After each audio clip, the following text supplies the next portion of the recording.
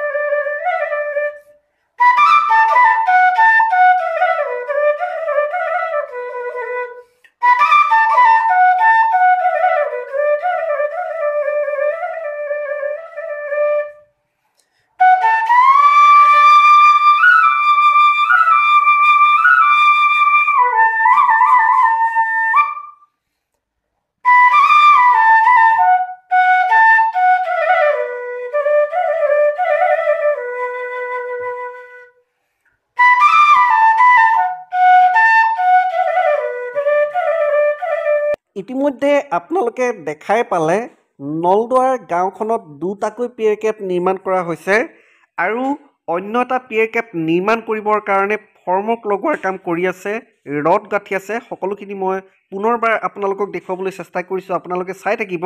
এইটো এটা peer Cape আৰু এই পিয়েৰ কেপটোৰ পিছফালে সেইটো আপোনালোকে দেখাই পাইছে, সেই পিয়েৰ কেপটো নিৰ্মাণ কৰিবৰ কাৰণে ইতিমধ্যে কাম কৰি থকা হৈছে, ৰড গাঁঠি থকা হৈছে, ফৰ্মক লগোৱা হৈছে। সকলোখিনি কাম দেখাই পালে আৰু নলদুৱাৰ গাঁওখনত এইটো এটা পিয়েৰ কেপ। এনেদৰে দুটাকৈ পিয়েৰ কেপ নলদুৱাৰ গাঁওখনত নিৰ্মাণ কৰা হ'ল আৰু এটা নতুন পিয়েৰ কেপ নিৰ্মাণ কৰিবৰ কাৰণে ফৰ্মক লগাই থকা হৈছে। আৰু নৈৰ ফালে আপোনালোকে চাওক, নৈৰ ফালেও দুটাকৈ পিয়েৰ কেপ নিৰ্মাণ কৰা হৈছে। ভাল খবৰ, নৈৰ ফালেও দুটাকৈ পিয়েৰ কেপ নিৰ্মাণ কৰা হৈছে আৰু আপোনালোকক জনাবলৈ পাই সুখী হৈছোঁ, বহুকেইটা পিয়েৰ কেপ নিৰ্মাণ কৰিবৰ কাৰণে ৰড গাঁঠি থকা হৈছে, ফৰ্মৱৰ্ক লগোৱা হৈছে। এনেদৰে এই দলংখনত 21টাকৈ পিয়েৰ কেপ নিৰ্মাণ কৰা হ'ব আৰু পিয়েৰ কেপৰ সমান্তৰালকৈ যিহেতু এই দলংখনৰ গাৰ্ডাৰবিলাকো নিৰ্মাণ কৰি থকা হৈছে, এই দলংখনৰ বাবে 120ডাল গাৰ্ডাৰ নিৰ্মাণ কৰিব লাগিব। 120ডাল গাৰ্ডাৰৰ ইতিমধ্যে 27ডালমান গাৰ্ডাৰ নিৰ্মাণ কৰা হৈছে। ভাল খবৰ, মই পুনৰ কৈছোঁ, এই দলংখনৰ বাবে 120ডাল গাৰ্ডাৰ প্ৰয়োজন হ'ব। ইতিমধ্যে 27ডালমান গাৰ্ডাৰ নিৰ্মাণ কৰা হৈছে। কাম দ্ৰুতগতিত চলি আছে। এফালে পিয়েৰ কেপ নিৰ্মাণ কৰা হৈছে, আনফালে গাৰ্ডাৰ নিৰ্মাণ কৰা হৈছে। দুয়োটা কামেই সমান্তৰালকৈ চলি আছে। যদি প্ৰাকৃতিক দুৰ্যোগ বা অন্যান্য কিবা সমস্যাই বাধাৰ সৃষ্টি নকৰে আৰু SP Singla construction private limited নামৰ কোম্পেনীটোৰ কামৰ যি গতি, এই গতি যদি অব্যাহত থাকে, তেতিয়া 2024 চনৰ ভিতৰত নহ'লেও 2025 চনৰ প্ৰথম ভাগত বা মাজ ভাগত এই দলংখনৰ নিৰ্মাণ কাৰ্য সম্পূৰ্ণ হৈ উঠিব।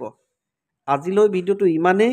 ভিডিঅ'টো চাই যদি ভাল পালে লাইক কমেণ্ট শ্বেয়াৰ কৰিব আৰু প্লিজ অৰ্ণৱ UFRK ইউটিউব চেনেলটো ছাবস্ক্ৰাইব কৰিব আৰু এনেকুৱা ভিডিঅ'ৰ নটিফিকেশ্যন সদায় পাই থাকিবৰ কাৰণে কাষতে থকা বেল আইকনটো প্ৰেছ কৰি অল কৰি ৰাখিব। Thank U.